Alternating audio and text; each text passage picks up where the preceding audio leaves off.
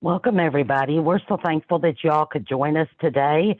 In honor of Bullying Prevention Month, we have teamed up with the Pacers National Bullying Prevention Center and with Fort Knox Exceptional Family Member Program to provide this webinar today for you, the Bullying Prevention, Everyone's Responsibility. We are, first and foremost, we're going to hope for no technology issues. So please let us know if you have any questions. You can use the chat or the questions and answers tab as well. So we'll try to help you. We've got some wonderful people on here that can kind of help if you're having any technical issues as we kind of go through the webinar. If you have any questions, please feel free to chime in. We want this to be interactive, and we'll, if we're involved with it, it could have some technical issues. So several of us do not have the strongest internet, and so if you'll just give us some grace, and also too, we're working from home. So if you happen to hear a child or barking, just feel like you're part of the family, okay? So tell you a little bit about, I'm Rhonda with KYSPIN, and if you're not familiar with this, it's Kentucky Special Parent Involvement Network, and we are the parent training and information project for the state of Kentucky. And we are sharing in the chat the link to this PowerPoint that we will also send by email tomorrow, along with the evaluation link. So if you don't have a chance to download it, you can, and there's some great resources at the end that have links that you may find very helpful. We are all family members or persons with disabilities, or both, helping one another. We have the great honor of partnering with Fort Knox's EFMP, the Exceptional Family Member Program, and so Marla Harris is on here with us, and I just love them. I love her, and I love them. Anytime that we can partner together, we love it. So Marla, do you want to tell us a little bit about y'all? Sure. My name is Marla Harris. I'm the EFMP coordinator here at Army Community Service at Fort Knox, Kentucky. What we do is we provide information, resources to our special needs military families. The special needs could be medical, they could be developmental, mental health. It's a whole gamut of reasons why a family could be enrolled in our program, not just for, one thing or another. There's too many diagnoses to list the reason for the enrollments, but we try to help our families with any educational issues that they might be having with the on-post schools, any housing issues that they may have on the installation, general information about resources for their specific diagnosis. We also provide a support group. We're doing it weekly. We call it our coffee crew. So it's kind of a new thing that we're doing. So it's kind of, we've got a few people that have started to come, which is exciting. We also provide some recreational activities. We had to stop those during COVID, but we are having those activities to start up again. We did some this summer, and we're also having a Halloween party this year, so in a few weeks. So it's going to be a lot of fun. But we're always here to help our military families with any questions that they might have. We provide non-clinical case management, those kinds of things. So if you know any military families that need our assistance, please send them our way. Oh my gosh, I just love y'all. We may need to start coming to the coffee. Oh, great! I'll bring my diet doctor. I'll bring my diet Dr. Pepper, and y'all can have coffee. But there's others on here I know would be right up the alley for the coffee. I'm not a coffee drinker either, Rhonda. So don't feel. It's my brother Grant. One of the things. And because he co-presents a lot with me around the state, he's a big coffee drinker, so he'll be right there for the group. So, and actually, our last before, so this is how you remember things, or I find myself doing is, you mentioned about the COVID is, it's either was it pre-COVID or in the middle, or hopefully we're in the stretch of getting through it. But the last in-person training right before everything shut down, I was at Fort Knox. Grant and I were presenting on that Saturday. So I was Right. like that. I was thankful that that was one of my ones, because we just enjoy ourselves so much, and there's such great programs for families.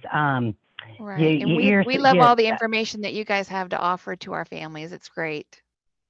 oh, well, and any way that we could partner, and when we're looking at this, just to see how we can help one another, because we know bullying is a huge issue.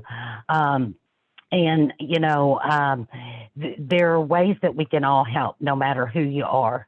And just to tell you a little bit about SPIN, is that we do not act as attorneys. We don't represent families. We are a peer support and help with resources and information. So I always kind of like to cover that, just so you know what sort of our role is and how we can help. So as we step through here, we're going to see we have partnered when many years ago, when PACER launched. It has become so big now, and now that there is nationally recognized October as the National Bullying Prevention Month, is partner with PACER from the beginning to try to create awareness, but the resources and access to different information for those who are experiencing bullying, but how we can all play a part and help.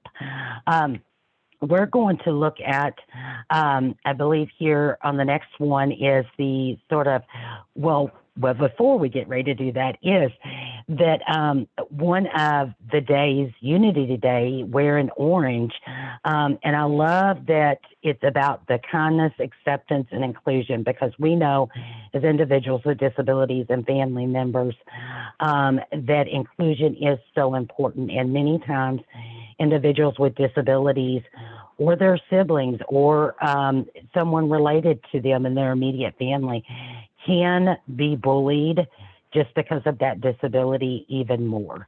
And we know that from personal experience, many of us, as well as what other families and individuals have shared with us. And a lot of times we don't realize how prevalent it is. Think it 1 in 5 kids. And it, every one of us can play a part, because many times people seem to tend to think, well, if it's not the bully or the person being bullied, then what can I do? Well, we can all make a difference.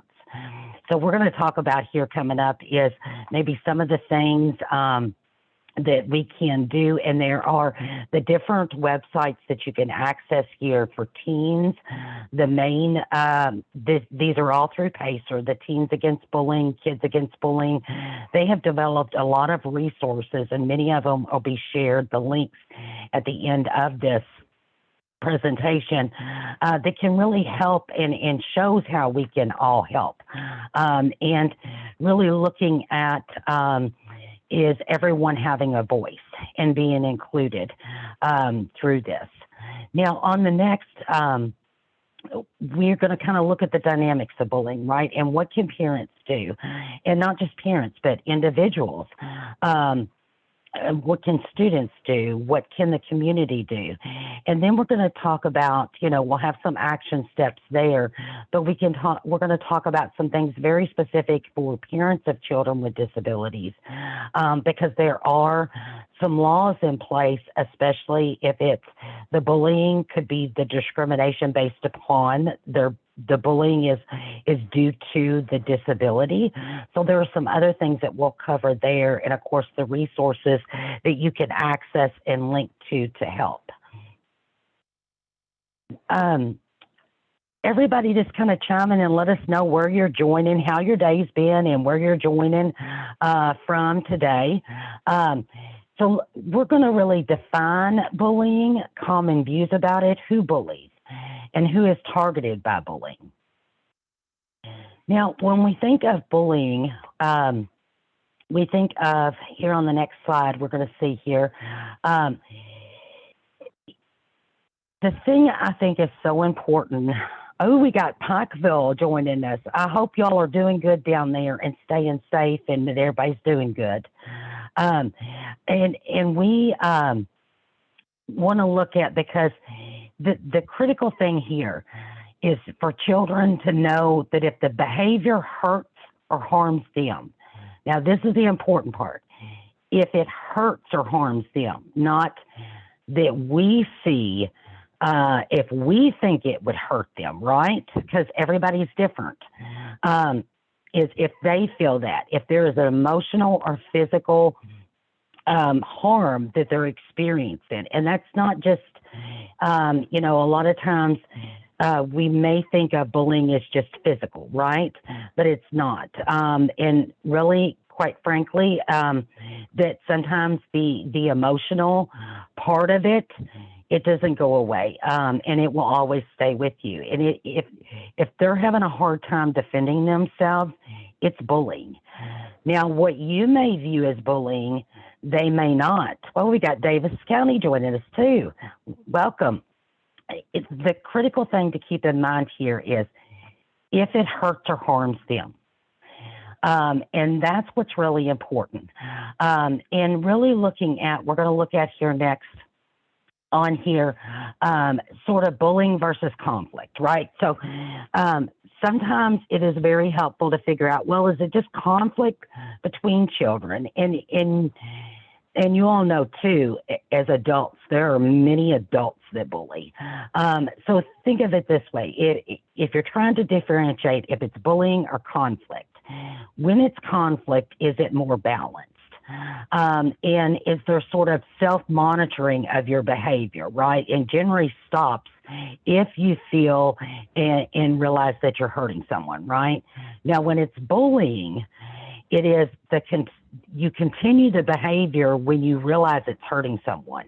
You get you know, a satisfying feeling of power or control, right? So, and a lot of times I know it may be very hard to understand, is like, well, how can someone be getting something from this? Anyone who bullies, they're getting something.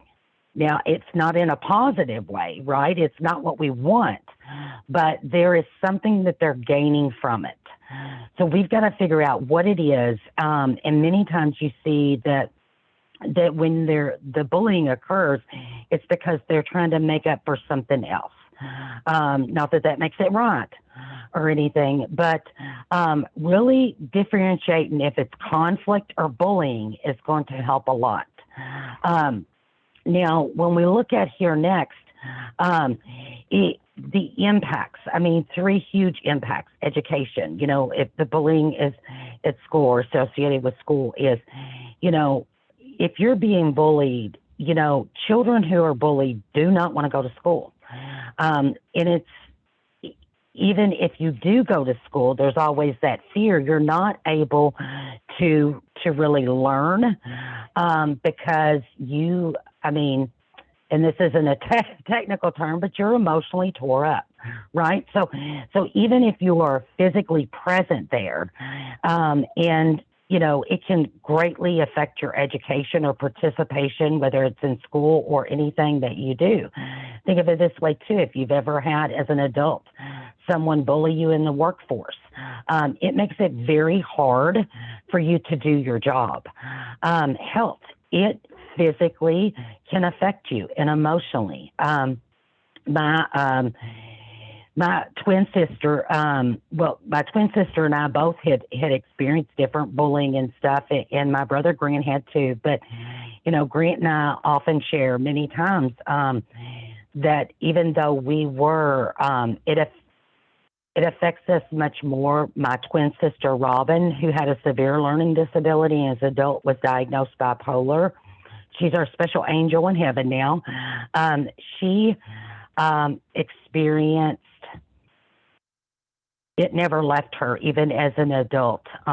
It really affected her so bad. And again, every child's different. And not that it didn't affect Grant and I bad, but I can tell you that was one of the things that repeatedly she had a very hard time dealing with. And safety, harm to yourself or others. You know, and one of the things that I think is so important, and when we're talking about the bullying prevention, not just for who is bullied, but who is doing the bullying, we've got to get the services or supports or get it addressed, right? We don't want to be reactive, because the thing is we don't want anyone to feel like they just need it to stop and that they don't have a way to get it to stop.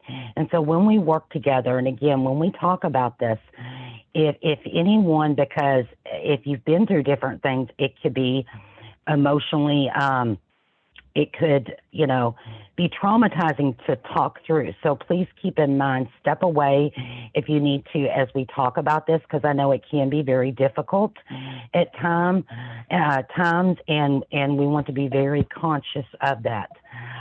When we look here on the next slide, we're going to see the different types of bullying, right? Is verbal, using words, often quick and direct. Physical, kicking, hitting, it's easy sort of to recognize, right?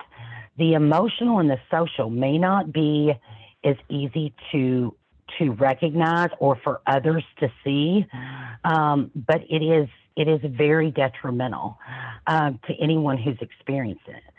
Sexual is, you know, a violation of someone's personal boundaries. Students are often reluctant to talk about it. Not just is it bullying, but when it crosses the line, you know, in the physical and the sexual too, is that it could involve needing to have police involved in charges. So, and with cyberbullying, you know, it used to, when we were younger, like I can't imagine, and I'm quite a bit older, so this was before the internet and the cyberbullying and all of that. Is I know how hard it was then.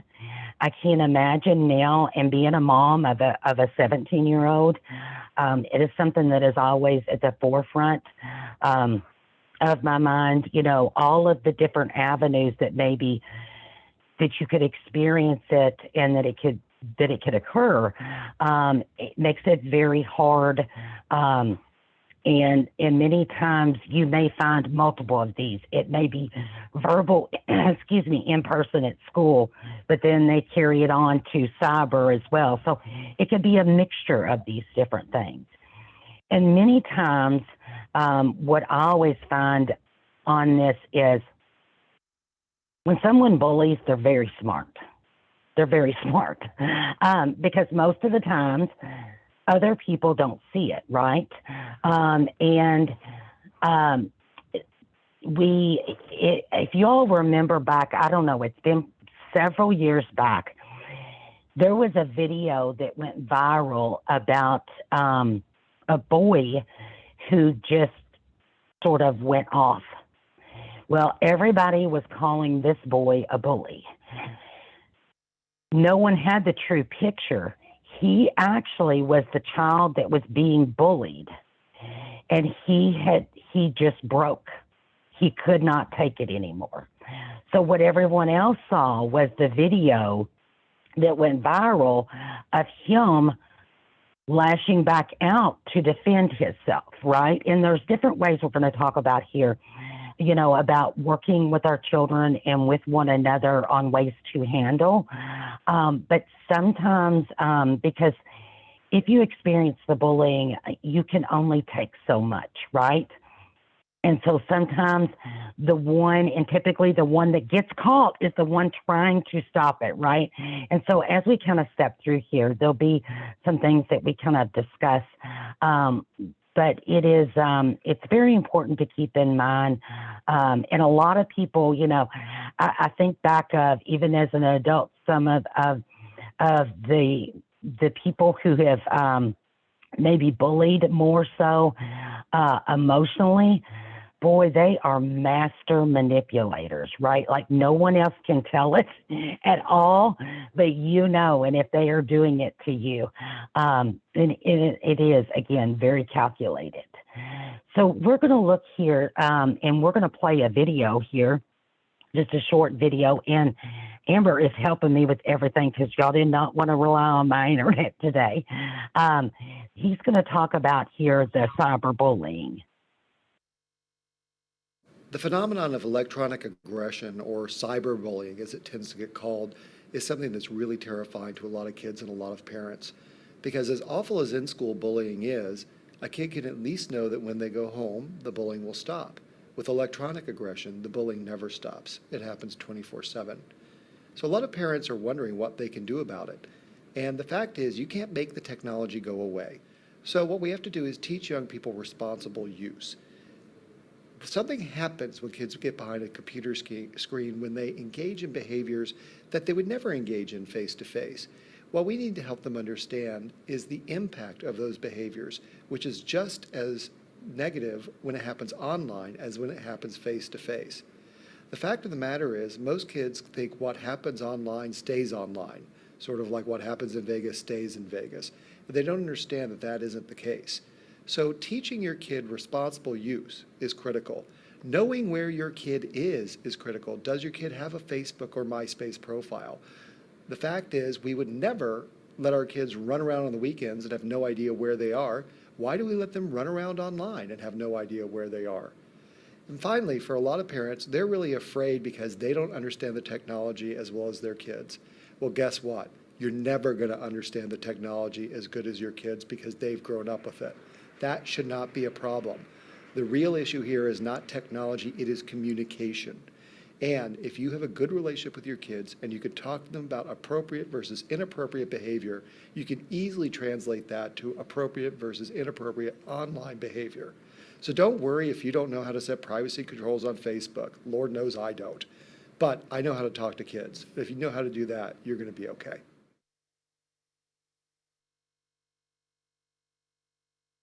Did y'all appreciate the reference to MySpace? The kids probably wouldn't know right now if you said MySpace to them what that was. So, but he's very right. And when we're looking at it, really helping them, because I don't know about you all, but when I years back went through the train the trainers and we started, Pacer had launched the bullying thing, one of the things that was said in that is don't punish the child. And if bullying's occurring and they're being bullied, my first instinct, right, as a parent would be like, I've got to get them off of there, right? Because I've got to eliminate. And they're like, no, because you're punishing the child that is being bullied and they didn't do anything wrong. And I'm like, oh, I did not think of it like that, right? I go into mama mode and I'm thinking, we've got to stop this, So it's not about, and I think that's where too, then our young people help us in working through this, and that peer support that they bring one another can really help a lot. And is anyone else like that? That would have been your first instinct, is like, no, you can't be on that. Again, if it's the child bullying, then I would set up, and that's that communication too, that there are the expectations that this occurs. Then, and if you do this or that you would not be able to use that, right? So, but would anybody else have been like my first instinct, like, no, I've got to eliminate where the bullying is coming from, right? Trying to protect our children, but we don't want to do that and then it be as if they're being punished and they didn't do anything wrong, right? But any way that we can help to advocate, and there's so many things that are electronic that the children that they love to do and to be on, and just having sort of set those things and have those conversations with them so that they feel comfortable. A lot of times they may not say nothing, and that's where then it, especially teens, they don't want, to tell anybody or talk to anybody about it. But part of it is that communication and getting them to talk about it that I think is so important. So there's some common views, that, bullying is a natural part of childhood. Just makes you tough, right? That it'll never hurt you.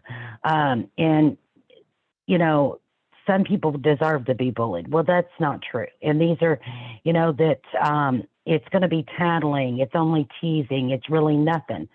But those are the myths about it. Because again, if we go back to what we first had talked about, if it hurts you and is harmful to you, then it is.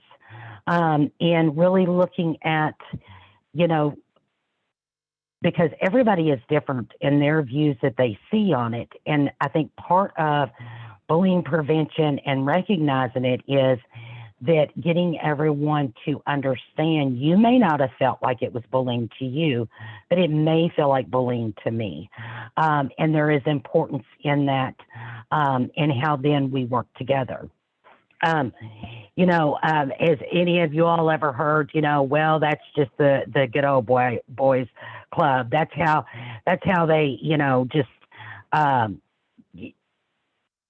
show, and a lot of times, if they're just sort of, people can be very mean. Again, we think of, is it that imbalance, right? Is it conflict between two, or is it more of an imbalance to where it's sort of power and strength being shown over someone else? And again, that's going to be a critical part as we talk about this. On the next slide, who bullies and why? Well, anyone. It's a myth that it's only, a lot of times everybody, what's the first, when I say bullying, and what's the first thought or the image that comes into your mind?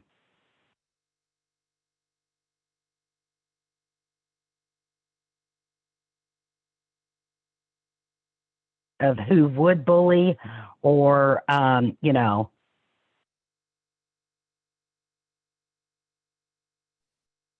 It takes me right back, Rhonda, to school where you have the cliques and those cliquies like to bully.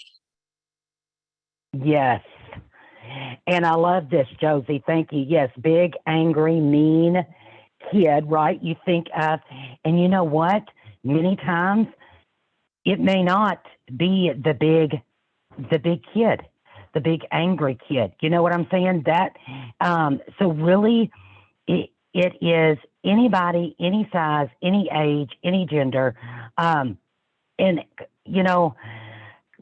there's just that common element to their behavior, right? That that they're getting something from it, that they're trying to show their power. They want to control things. The bigger kids in A Christmas Story. Yes, Melanie, yes.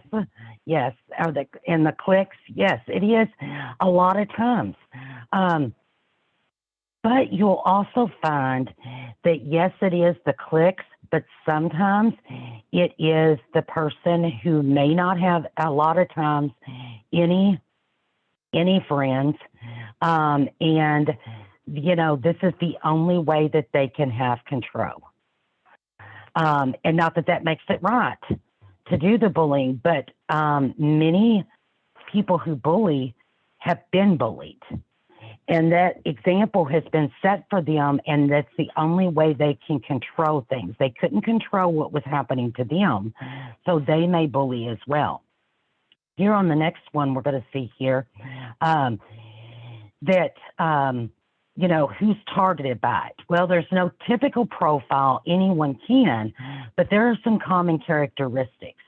Anybody that others view as different, right? Which I think that's what makes us all wonderful, because I love that we're all different. And again, what is, a lot of times it could be because you're overweight or you're smaller. It could be because of your disability, race. There are so many ways that you could be bullied, or reasons. There may be some characteristics, but there's not going to always be a typical profile that you see. But we do know that there are, and especially within minority groups, that you stand a higher chance of being bullied. Here on the next one of the things too is, the dual role, both the target and the bully, like the reactive bullying. What I said, that many times someone who's bullied may also bully in response, reactive, or you've had enough, so you just kind of snap. Or, one of the things too is, and I think a lot of times this happens and when we're looking at cyberbullying too, if you feel you have no control other ways, and just like the gentleman had said, sometimes you'll say stuff, cyber, email, instant message, any of those type things that you never would otherwise, because that's the only way that you may feel that you could use your voice or that you could get at someone, right? Because again, you're getting something from it. Even though it's not a positive thing, you're getting something from it. And so we really have to address and look at that, and really learn the ways to handle that better. And again, sometimes when we look at this, the response to what has been done and the example set many times, but keep in mind too, if a child or someone bullies, that doesn't necessarily mean that they've been bullied. So there's really, again, we live in a world where we would love, it's almost like when we talk about IEPs, the individual education programs, is that I wish that there were nice, quick, one answer solves this, but every situation is unique, in that there is no, if you do all of this, then this won't occur, right? Because everything is situational and the environment and everybody is different. So when we look at the next thing here, we're going to see there are different things, and we're going to step through this. There's action steps, and we're going to kind of go over the laws that are in place, and the record keeping, and there's a template letter, because I love examples, that Pacer developed. And these are things as a parent that we can help our children in really action steps to help them if they're being bullied or if they are the bully themselves. So when we look at, and I actually made sure that every time we do this, I always update. You'll see here on the next slide, I always update right before, in case any, since the last time we had done the presentation, in case any of the specific Kentucky laws had changed, you'll be able, when you click on the PDF version, you can click right there and it takes you to all of this that's on the next few slides and keep up to date of any changes in Kentucky laws. You can actually access that, all the states, which you saw the map there, but of course, we're just going to talk about the Kentucky specific. They have a chart sort of, then they do this for each state, that sort of shows the anti-bullying laws and policies that have been set forth and that are required, at the state level. So again, it goes through that there's a prohibiting statement that's included in the laws. They define it. There's a scope. It does not list a protected groups, right? It doesn't give samples of protected groups, which it is very hard. Some states have that. I guess my biased hope is that we do, at some point, Kentucky gets that listed, because we do know that certain groups are targeted and experience bullying so much more. But there does have to be district policy set in place, reporting and investigation. There has to be consequences, safeguards. One of the things too that, excuse me, I'm sorry, my allergies are a hot mess, y'all. There are some things as we step through. This is sort of the overall chart, but we're going to go into detail here just a minute. The next slide is you're going to see where you can link to the very specific laws in the Kentucky administrative regulations where you can click directly to those. And I thought it was important that I wanted to make sure that you all had those. On the next one, we're going to step through some of the commonly asked questions. How is bullying and cyberbullying defined in Kentucky law and regulations? And again, it goes back to kind of what we talked about before, is the bullying means any unwanted verbal, physical, or social behavior among students that involves a real or perceived, I think that's important, perceived power of the imbalance and is repeated or has the potential to be repeated. Many times, and I think it's important that it says that because right, if it occurs, we don't want to give it an opportunity to occur again, right? But it could be the behavior that could.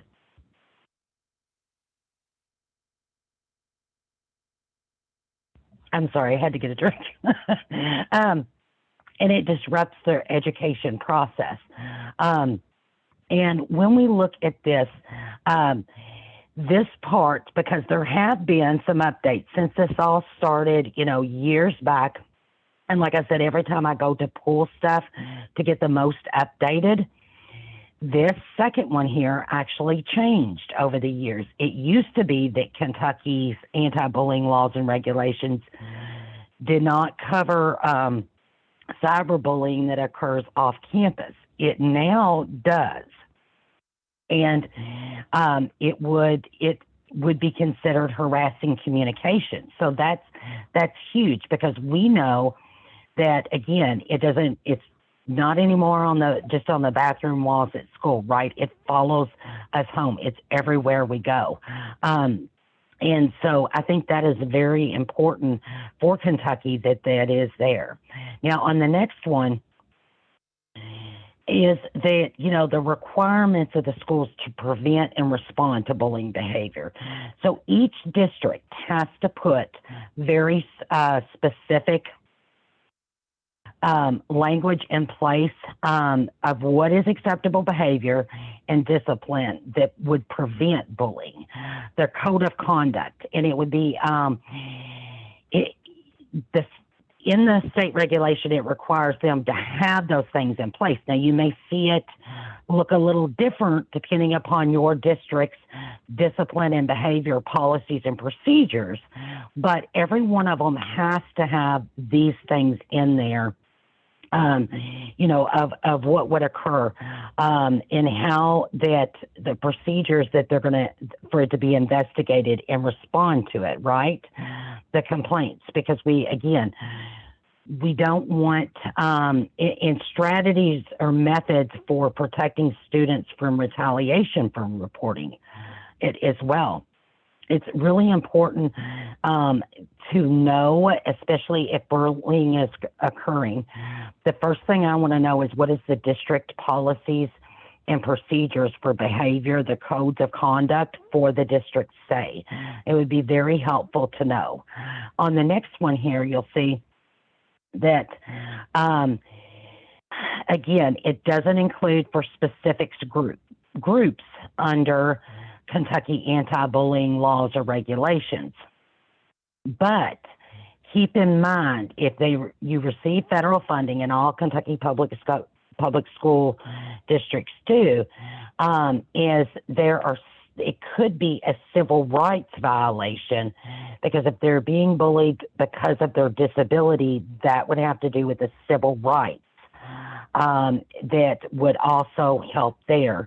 Hopefully, again, all of these things, you will not need those, but know that these things are in place to where, and those protections for students. Again, here, does it require districts to implement a bullying prevention program or strategies? No, but then down here, it does encourage or require districts to train teachers and other school staff how to respond. So I'm grateful that is in there. But we know too, and a lot, if any of you all heard of or been a part of, the Positive Behavior Intervention System, PBIS. which it could be a school-wide. That's a very good program. It's not just about bullying, but it's the positive behavior intervention supports and services. That is a very proactive thing that schools may do for everybody, and it would be sort of a school-wide atmosphere and culture that you would have, and that actually fosters less bullying or bullying potential. Again, you know, we wish we could control everything, right? But we can't. But that is a proactive way to help foster that, so that it could help to eliminate possible other bullying occurring. Now, on the next slide here, we're going to see that when we look at this, it doesn't, we don't require the districts to provide the safeguards or mental health supports for students involved in bullying. But I will, it's not required under law, but I will tell you there have been many things put into place, especially related to mental health within the schools, that has been so wonderful and beneficial, and especially with all of us living through the pandemic too. So they're not required to do it, but you will find within many of the schools that would be something that you could access, and especially if your child has been bullied and there are some mental health concerns regarding that, that would be something that I would request. And we'll talk here in a minute, especially for children with IEPs, there may be some very specific suggestions of how you could access that as well. When we look at the laws and regulations, it involves the parents in the efforts to address the bullying behavior. Yes, it requires the school districts to report the incident to the parents. Now, there have been situations to where it's not been, and that, you know, it should be reported to you if your child is bullied or if your child is bullying others. There are some things, and we're going to go through the template there that'll help, especially if bullying has occurred and we don't know if the child has told anyone at school or not. There are specific templates that you can use to notify the school of bullying. And there is some more information that you could access there specific for Kentucky. And you'll have all of those links there in the PowerPoint handout. On the next slide here, we're going to look at the record keeping, right? Written information about it. It's very important to keep a log, right? The date, the time, who was involved, the account of the event. Just like we work and we keep, you know, from our IEP meetings or 504 meetings that we attend for our children, you know, or phone conversations or emails that we send. It's a very important part of the record keeping and advocating for our children, and sort of working to make sure too that we are notifying them. And a lot of it too, sometimes when kids speak up and they tell someone, they may not get the help that they need. And so we've got to make sure then too that, and a lot of times it's very hard for a child to tell someone. And if they haven't got the help when they tell someone, they're less likely that they're going to share it with someone else. So it's very hard, or it's very important to make sure that anytime that they have shared that we create that comfort where they can talk with one another. I know too, you know, as a mom, I want my child to feel like they could come to me about anything. But there are some, one thing that my brother Grant is, he's like the best uncle ever. He, and all with, you know, my with Sky growing up and everything, I don't care who the important person is. There are things that he talks to his uncle about that he may not talk to me about, right? It's having that important person in a child's life that they feel comfortable sharing those things with. That's what's the key here, and especially when bullying occurs, is having that person that they could speak with, and having that within the school that they have that comfort with. And it may be that they don't have that, but then they share it with us, and then we can let the school know as well. Or if they've tried to address it and they haven't been able to get help with that. Now, when we look here on the next one, we're going to see the template, and again, you'll have links to this. It's sort of a fill in the blank of these are spaces, this is what's occurred, very specific. And, you know, you can do it in writing, you know, letter form. You can do it verbally, but it's always recommended to put it in writing. You can write it out, like print out the form and hand it in, but these days, and with email, they immediately get it. You can use this template and use that as your template for your email, right? Fill in those areas and send the email. They get it automatically. And this way, too, that is part of your record keeping and trying to work to get that resolved. Now, when we look here on the next slide is, you know, a lot, and again, this was in 2010, 64% of children who were bullied didn't report it. And I almost fear the way things are now, and because of everything that we've all lived through with the pandemic and everything, and I feel like we're all like emotionally, and maybe I shouldn't speak for everyone else, but we're all emotionally drained and at our limits, right? Just, I think as adults, I think our children are no different. And I almost feel like that probably would be a lot higher now, but they're afraid that someone will listen, that someone won't believe them. People may not be supportive. It may be that old myth of, well, that's just boys being boys. Or, you know, that's just, you know, tattling, or they're afraid of that they're going to make it worse, right? If I say something, that they're afraid to provide the information.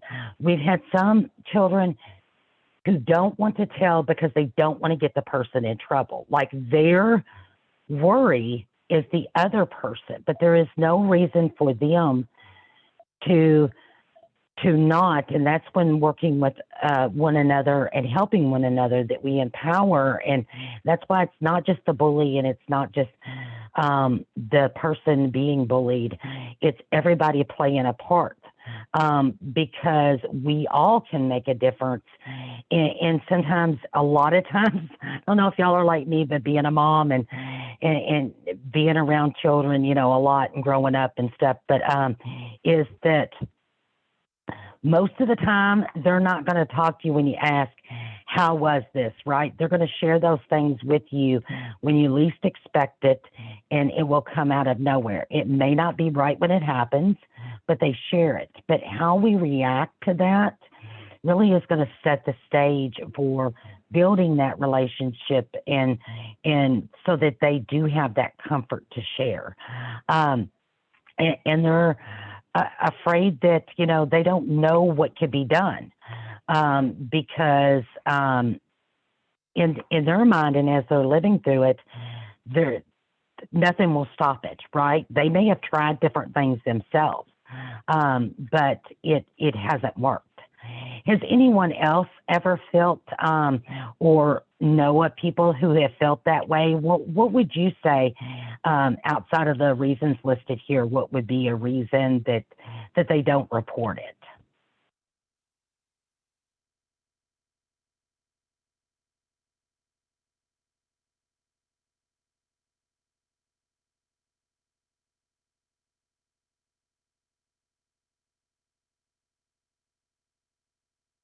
I would just throw this out there that a lot of adults tend to say to children that their perception is off.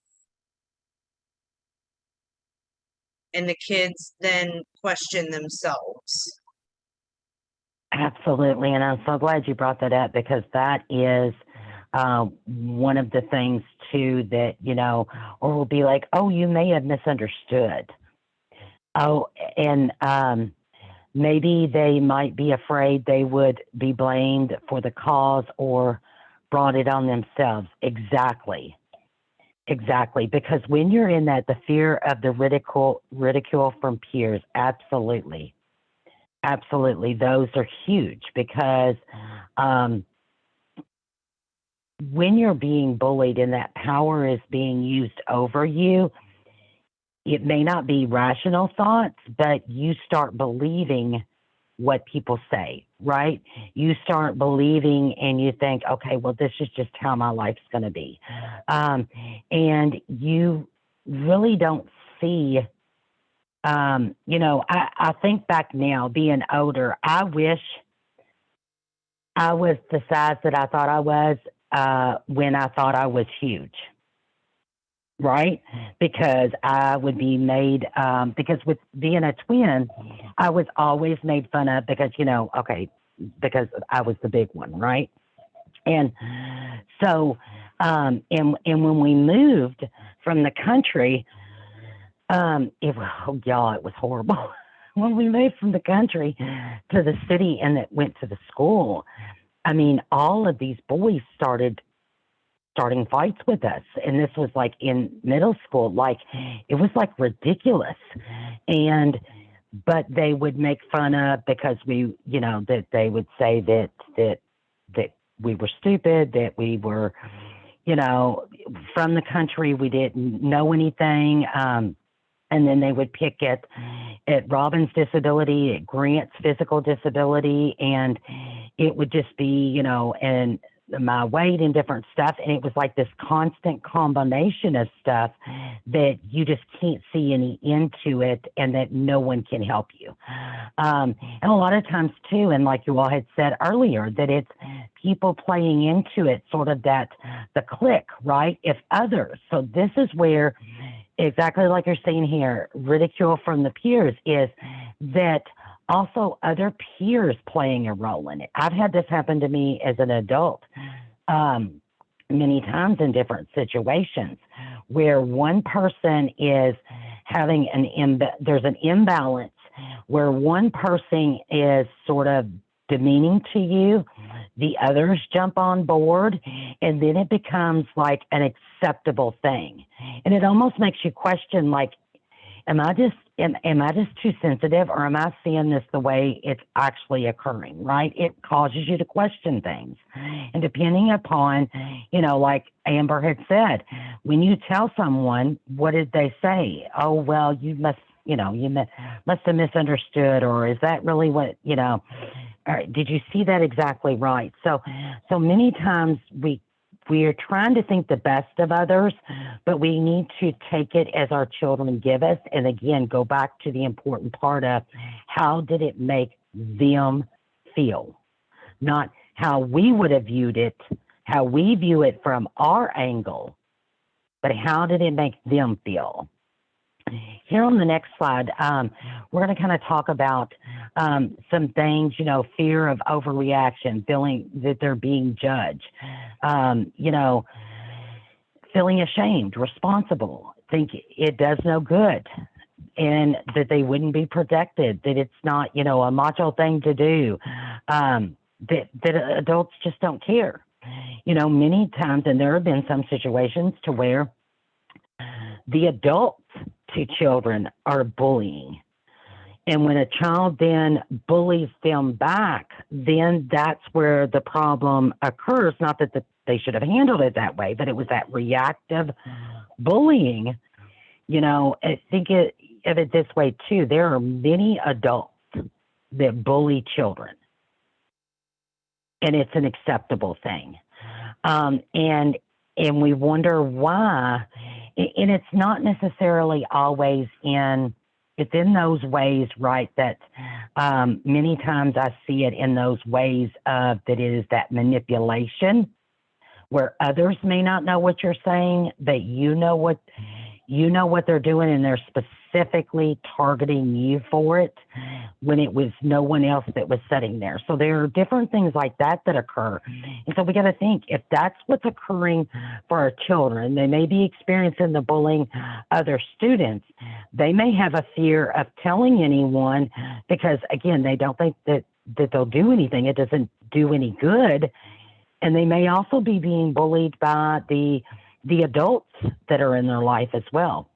So there are a lot of things that do play a role. Again, every situation is different. That's not what happens with everybody. But again, that's where being very specific and really knowing what's going on and how to help.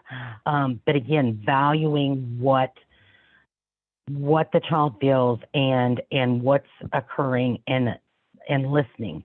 You know, I always want to solve everything, right? I think that's what I'm good at, right? But sometimes that's not exactly what they're wanting right now.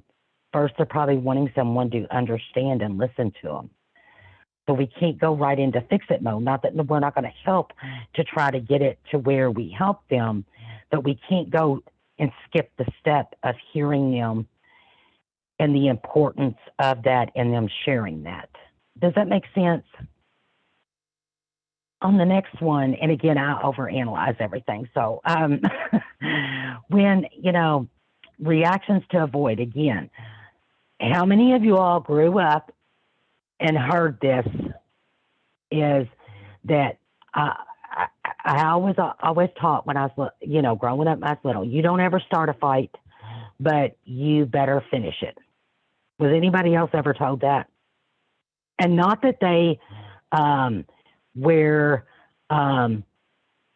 that may sound very harsh to other people that may not have heard that, but that was one of the things in like the belief of standing up for yourself, right?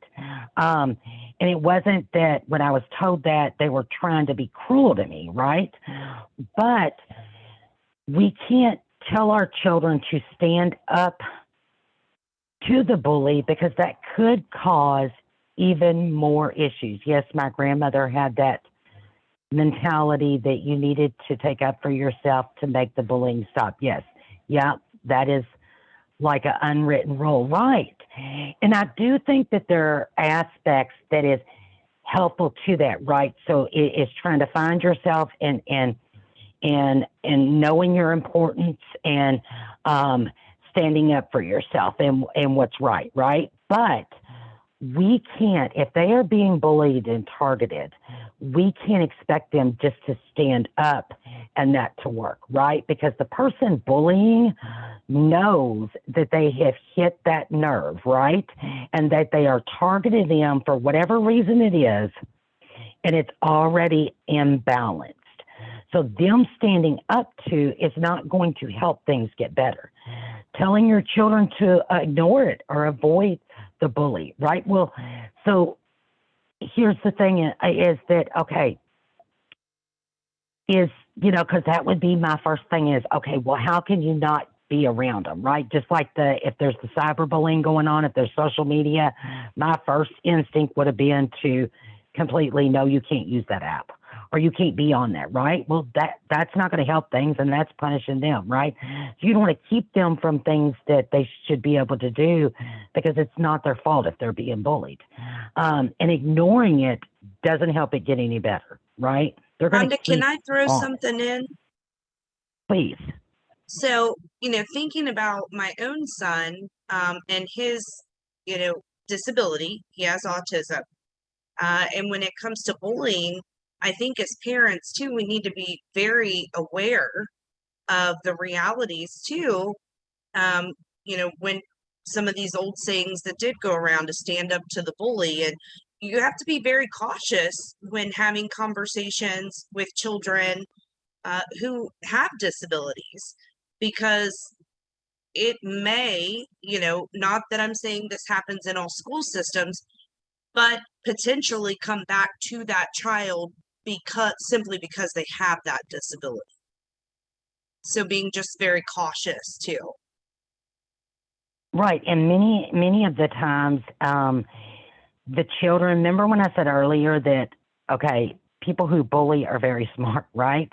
Is And typically, who's not caught is the one that's bullying. But if they take it into their own hands and stand up, remember the example of the viral video of the child that had finally had enough, and everybody thought that child was, and they were just trying to stop it and take it into their own hands because they could not take any more. And that child had, I remember reading, had been numerous times. I mean, this had gone on for a while. No one had stepped in, no one had helped, and the child had just had enough. And, we're human. I can only take so much, right? And so these are things to sort of avoid when we're talking with our children. Now, on the next one, excuse me, helping them to realize when it is the bullying and having the conversations. Do you think the other student hurt you on purpose? Was it done more than once? How did it make you feel? Again, going back, that's going to be a key thing there. Did it make you feel unsafe? Is the other student stronger or more powerful in some way? And that doesn't just mean muscle, right? That, there is strength and power. Is it physically? Is it socially? Again, that goes back to the click, a whole variety of different things. One thing, too, that I think when we look at this for some of our children who have disabilities, they may be nonverbal. So it is very hard to tell if bullying has occurred if they don't have a means of communication, even if it isn't in words, that they could share it. But if you see if there is a scared aspect, if their mood changes drastically when they're going to go do this, looking for those sort of emotional signs that you can visually see. Are they very anxious? Really looking at that for our children, because sometimes they're not able to answer the questions, but there may be ways that you could tell sort of, with the behavior that they have. And again, on the next one here, we're going to look at, looking at the self-advocacy, that you're not alone, and that peer support is so critical. And it's not up to you to stop the bullying, but that we're all in this together. And that it happens to a lot. It's not because, sometimes you may feel, well, when they made fun of us a lot because we were from the country and stuff like that, it's like, okay, I knew I wasn't stupid, right? But after being repeatedly made fun of over that, it sort of helps, and especially too with the disability. If people, because you only know what you're experiencing, right? You may not know that other people who have disabilities are experiencing it if you don't see it. So understanding that aspect of it, it's not just you, and that it's not that there's something wrong with you. Everyone deserves respect.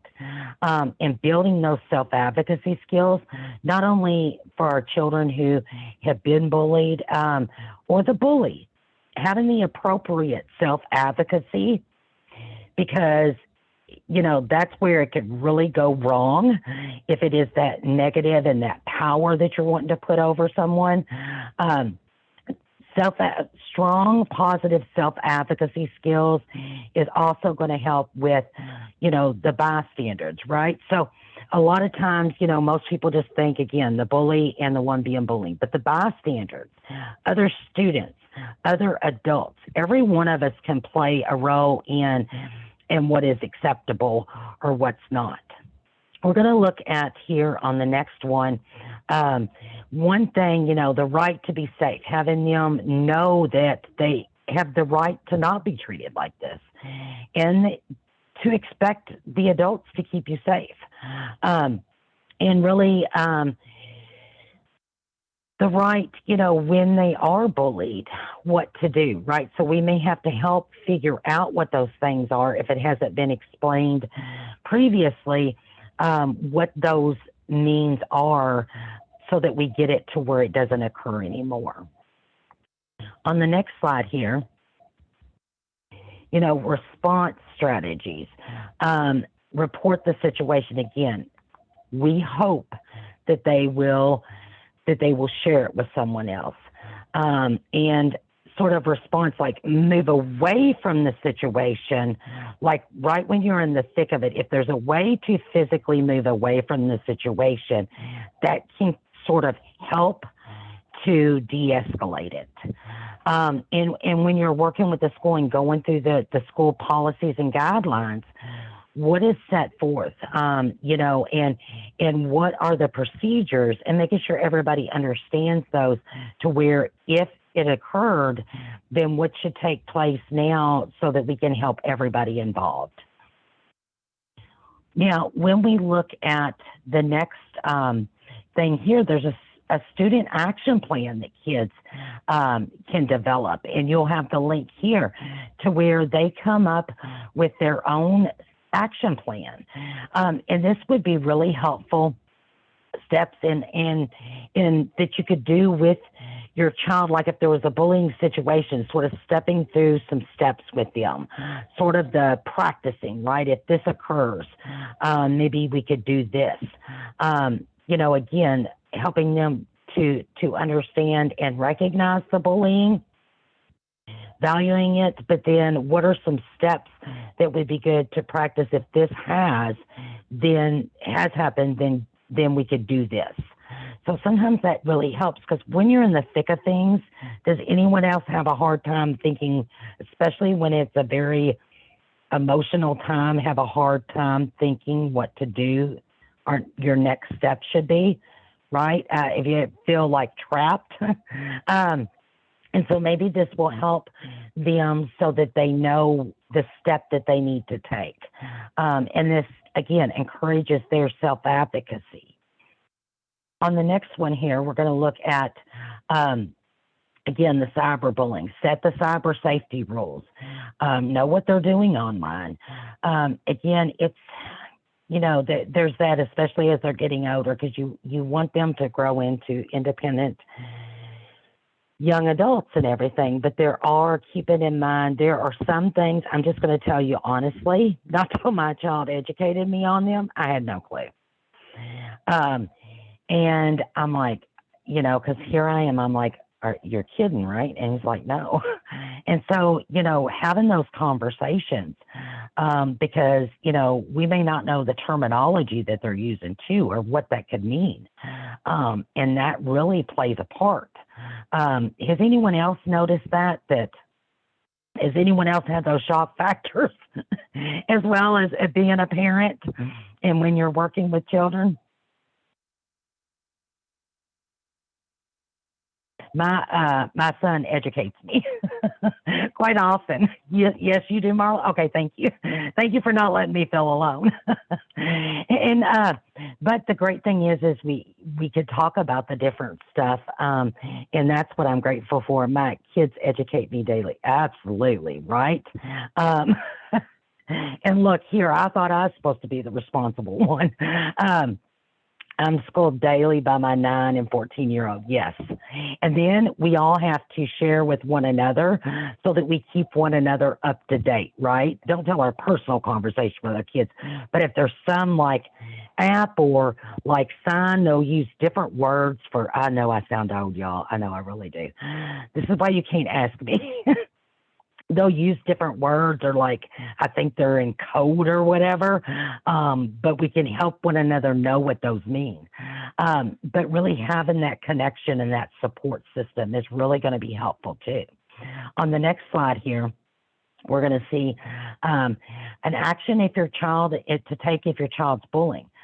Of course, talking with your child, consider first ask yourself, was the bullying disability related? Because that may be very important to know. teach, the empathy, respect, and compassion. So this would be both ways, if, actions to take if your child is the bully is, is it disability related? Again, looking at how we may need to address that if they're bullying related to their disability. Make the expectations clear, provide clear, consistent consequences for the bullying. Teach by example. Again, the role playing, just like we could role play with a child that's been bullied, or even if you haven't been bullied. I think that would be a great thing to do with everybody, with all the students, right? If this sort of some things and some steps you could take. Providing the positive feedback, be realistic and seek help. Many times we may have no idea as a parent that our child would be the bully, right? But we've got to think of that there's got to be something, again, remember they're getting something from it. What is it? And how do we get them what they need, but not through accomplishing it through bullying?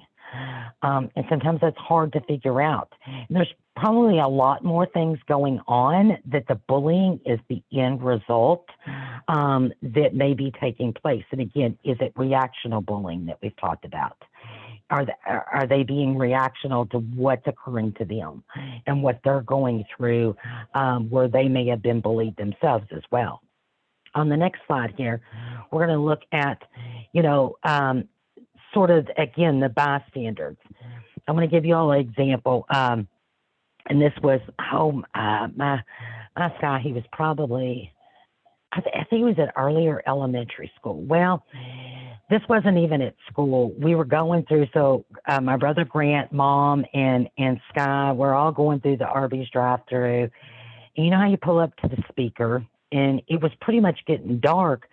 Pull up to the speaker, and Mom's driving and she's ordering, and I look over and there's a playground at the church. I see, and it was already dark, I see two kids beating a child up. And at first I'm like, am I seeing what I'm seeing? So I get myself out of the car and I go over there and I make them stop. And I am like, you all need to back off. And they're like, oh, no, you must have misunderstood. That wasn't what was happening. I'm like, no, I know what I just saw. And y'all, I know what I just saw. About that time, the adult come from behind the fence. There was an adult there. So that made me mad. I said, y'all better leave him alone. And actually, they actually went to my son's school. I said, I'm not playing.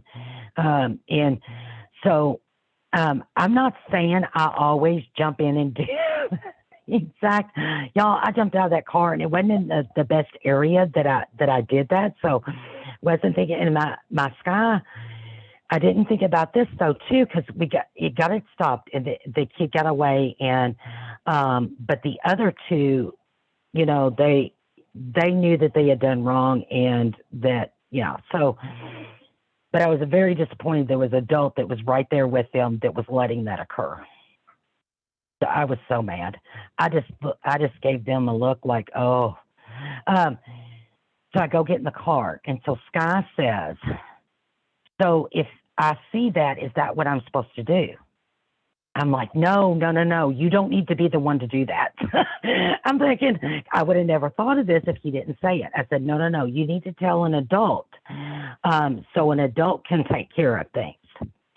And he says to me, why do you always have to do the right thing? And I got tickled, but I mean, that was a huge compliment. And, he's thinking through stuff.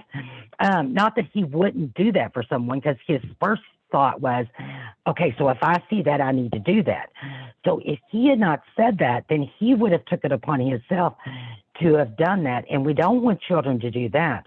But how we can help one another is telling the adult, is having our children, having those adults that will speak up in situations when they see that something is not going right, and when they're aware of it, that we build an atmosphere to where the adults play a positive role in things, but then also with the peers.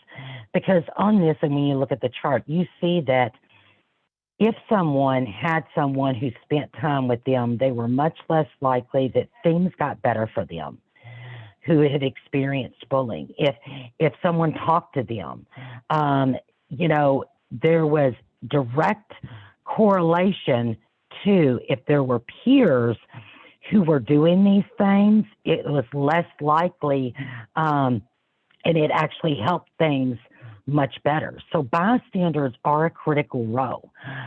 Again, we want to be very clear that it is not other students' responsibility to take care of the matter. And I think that is very important, but being that support positive, that positive behavioral environment of what's acceptable and not, and how we treat one another is going to help foster that. When we look here on the next slide, did anyone else get tickled that my son said, "Why do you always have to do the right thing?" Because I kind of did, but I took that as such a huge compliment. But I don't know that he meant it that way. On the next slide here, are y'all just about tired of listening to me? We're going to the role of the bystander. We're going to watch this short video.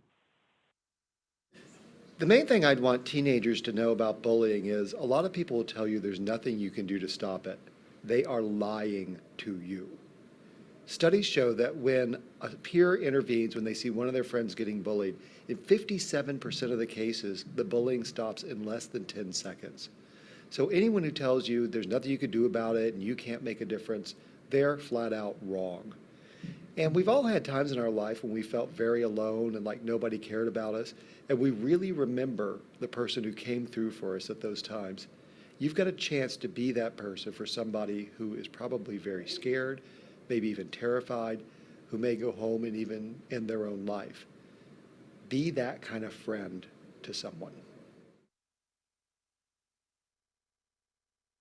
And I think that's so important, you know, and how we see where we all play a role, and even us as adults, when we see it in the workforce, when we see it socially. Like, I mean, y'all, you can go out to the store and you could see somebody bully somebody, but creating that environment where it's not acceptable, I think, is really important. You know, it could be, again, we talked about like the civil rights issue, like, and there are some specific Dear Colleague letters that address that is from the Office of Civil Rights, that bullying could be considered harassment when it's based on a student's race, color, national origin, sex, or disability. So it could be harassment too under that. And so on the next slide here, and it's just important to know that these things, that there are these things and these laws in place so that we can, you know, hopefully you would not have to access that to get the resolve, but know that bullying can be considered harassment and a civil rights issue. On the next slide here, we're going to see one of, hold on just a second.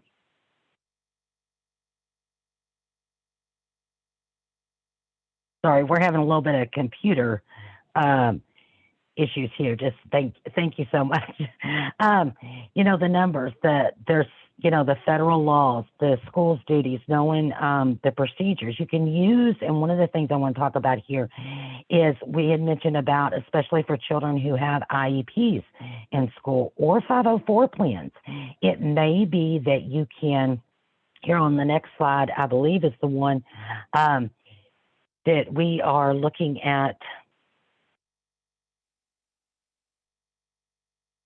Sorry, we've got a little bit of delay that's occurring.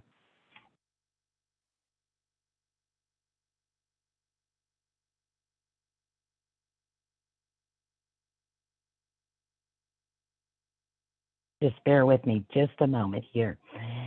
So the civil rights issue, you know, the behaviors, it could be, again, the verbal name calling, slurs. Those are, you know, graphic or written statements, threats, physical assault, other conduct. And again, there may also be the additional state and local laws that bullying may also involve as well. And when we look here on the next slide, we're going to see, okay, so we've got an error in the thing. If we go to the next one here, just a second. When we look at the number of students, the children who have disabilities who are bullied, they are much higher than those who do not have disabilities. And many times the disability, that is something a lot of times that people will target specifically and multiple times, and especially if they're seeing it occurring for one child and they may know the disability other children. It could also occur siblings within it. There were many times that as a sibling that you would experience that, and it be towards the sibling because of the disability that their sibling has. So it may not be directly to the child that actually has the disability, but it could be because of the disability within the family. That also, we've had that occur, and we saw that occur. There are a lot of we're 2 or 3 times more likely to be bullied than their non-disabled peers. And again, I'm sure that there are even stronger numbers, people, now that more people are recognizing it and addressing it, I think that it's going to help make things better. When we look here on the next slide, we're going to see some another, there's been several of the dear colleagues. This was specifically with the Office of Special Education and Civil Rights through the U.S. Department of Education, is under the Individuals with Disabilities Education Act, which calls for the IEPs in school, that students under that who are eligible with a disability, it could be under there considered a denial of FAPE based on the disability harassment that they received. So when we look here on the next one, we're going to see Section 504. Not just if your child has a 504 plan, but if your child has an IEP, they also are covered by 504. And under that law is that if the harassment denies the student with a disability the equal opportunity to the education it interferes, then it could also fall under that. And again, ADA, the Americans with Disabilities Act. These are protections for persons with disabilities who have a record of a disability or are regarding as having a disability. And so those are some very important protections that are there for students. On the next slide here, and not just students, 504 and ADA, that's in the workforce. That also covers, it's not just for school-age children. The school's duty is immediate and appropriate action to investigate it. The templates that you use to notify the school, making sure that it's investigated, but also see what the investigation reveals, so that we can create to eliminate this environment, right? So it's not just enough we investigate it, it happened, but if we don't address it, then the likelihood that it will occur again is very high.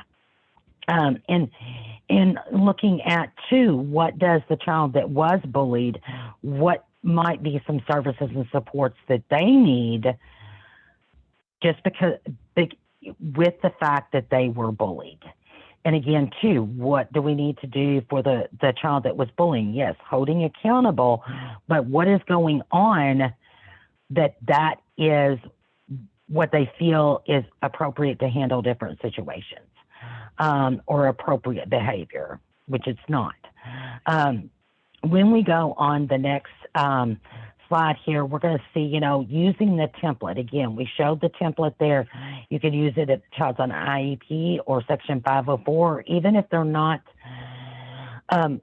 if they don't have either one of those in place, the 504, if they are perceived as having or has had a disability, it could be, even if they haven't put the 504 in place, that they would be covered by 504 and ADA. And it would be important to, well, first, it's important to notify the school, whether they have an IEP or the 504 plan.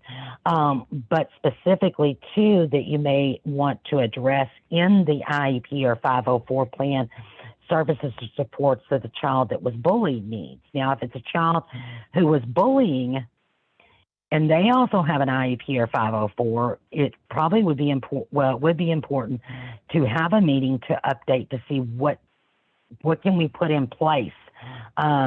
So, especially if it was related specifically due to their disability, right?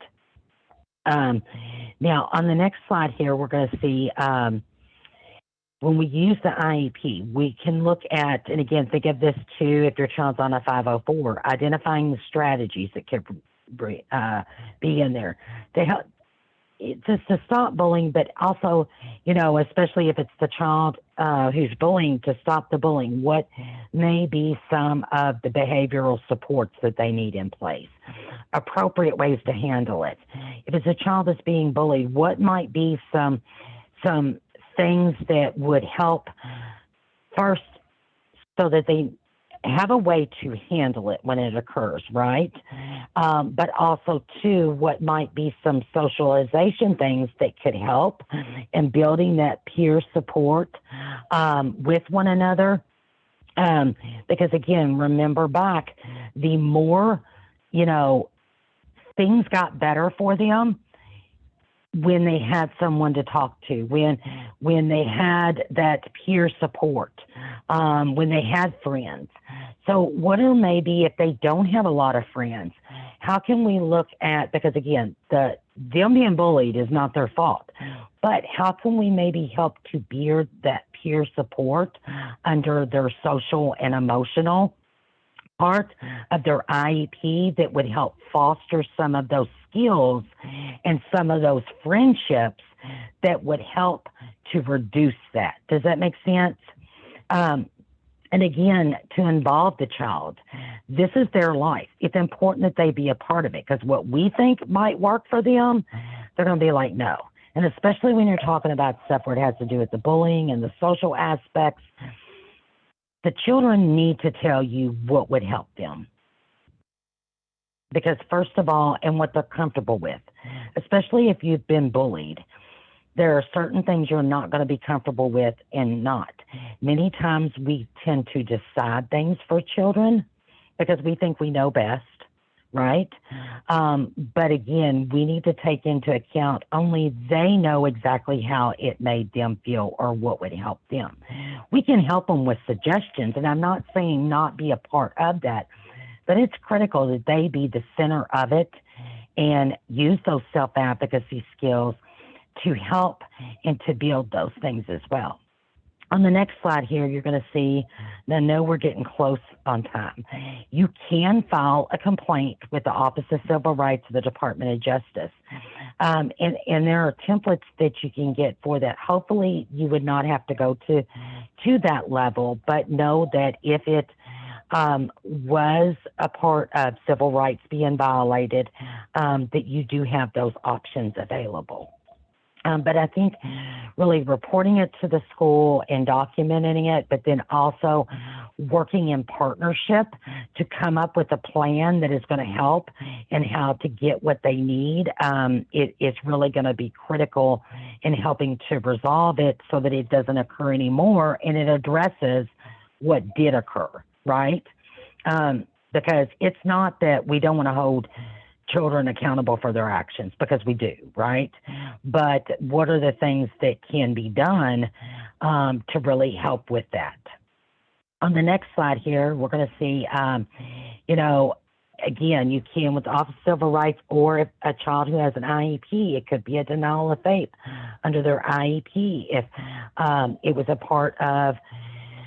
Again, it would be very specific, but there are avenues and complaints that you can file if you feel that that your child's rights have been violated. And again, very specific for children and youth with disabilities. Again, and those are things that we can help connect you if that's what's occurring, to sort of help step through the process if some of that is occurring. On the next slide here, we're going to see the peer advocacy. I mean, again, one of the things that they're going to share here on the next video is the initiative designed to reduce bullying of students with disabilities, again, by engaging, educating, and empowering, right? This is where all of us, we share our gifts. All children are smart. All children, regardless if they have a disability or not, or the severity of their disability. It doesn't matter. We all have wonderful things to give and to bring to the table. And how we create that atmosphere, it is really going to set the stage for all of our children. Because it's not just important for children with disabilities, it's important for non-disabled peers as well, because they need to, we all live in the same world, right? And what makes us so wonderful and unique is that we all have different experiences. We all have different characteristics. So really fostering that peer advocacy, I think, will do wonders to really help with bullying prevention. I think on the next one here is the video we're going to watch here of some of the young ones.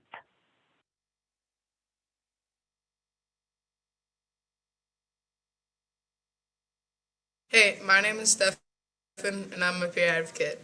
Hi, I'm Abby, and I'm also a peer advocate. We are all peer advocates. Peer advocacy is about speaking out for others. It's about seeing people in a new way. I am help. It's about treating people with respect, even if they're different. This is David. It is about realizing that not everyone is included. This is Kyle. It's about speaking out against bullying. David and Hope are in special education class. We know who they are, but never had a chance to hang out with them. They used to sit by themselves at lunch. At school assemblies, they never sat with the rest of us. We also saw that they weren't always included in activities. That was how it used to be. That was before we had the peer advocacy project. Now we know what to do if somebody's being teased or made fun of. We've had the chance to get to know each other. And we know that we're not so different. And now we sit together at lunch and school assemblies. And we give high fives in the hallway. It's cool. I love more friends. And our friends want to hang out too. We all change from the experience. Hope and David are more talkative, more outgoing, and seem happier. Together, we found out that our actions are powerful. We learned that we can do something about bullying. We know that reaching out to someone can make the world a better place. We think all schools should have peer advocates. It's easy, it makes you feel good, and it makes a difference. Together, we are doing something about bullying. So, what are you waiting for? So what are you waiting for? So, what are you waiting for? So what are you waiting for?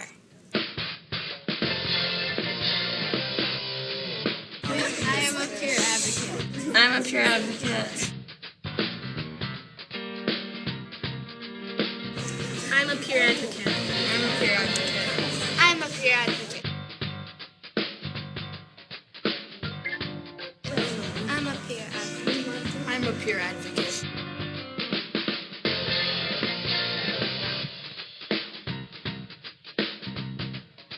I'm a peer advocate. I'm a peer advocate. I'm a peer advocate.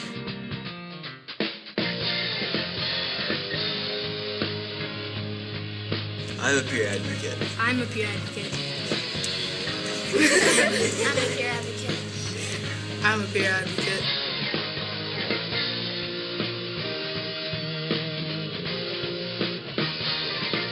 I'm a peer advocate. I'm a peer advocate. I'm a peer advocate.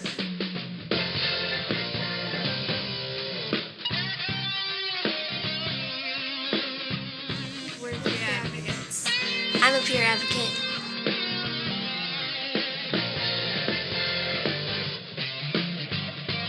I'm a peer advocate. I'm a peer advocate. We're peer advocates. We are peer advocates.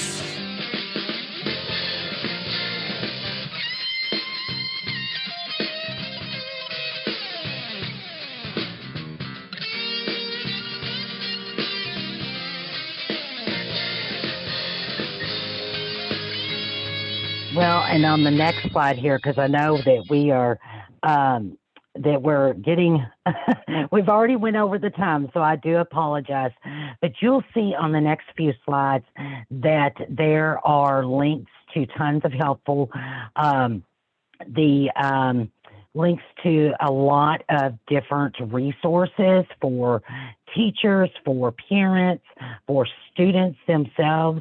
And if you all don't mind, we're sharing in the chat right now. I hope this was helpful. Does anyone have any questions? And if you don't mind to take a moment to fill out our survey, we greatly appreciate your feedback.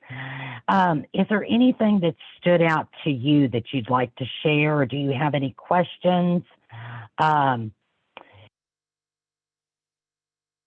you all would like to ask?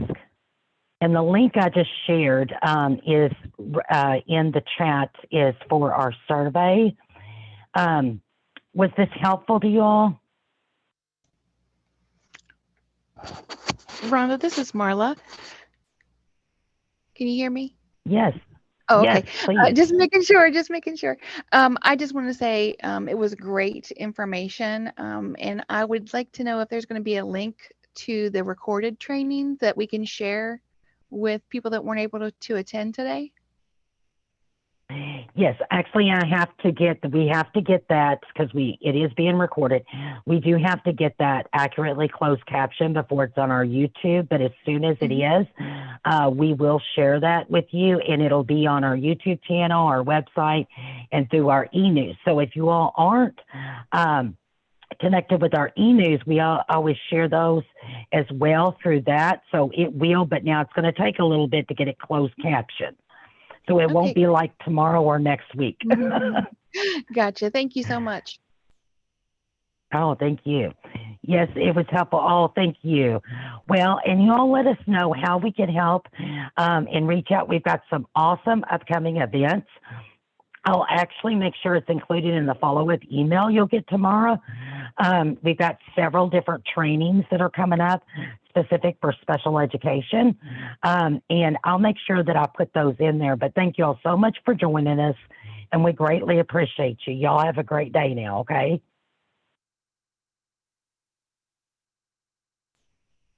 Thanks, Rhonda. Oh, thank you.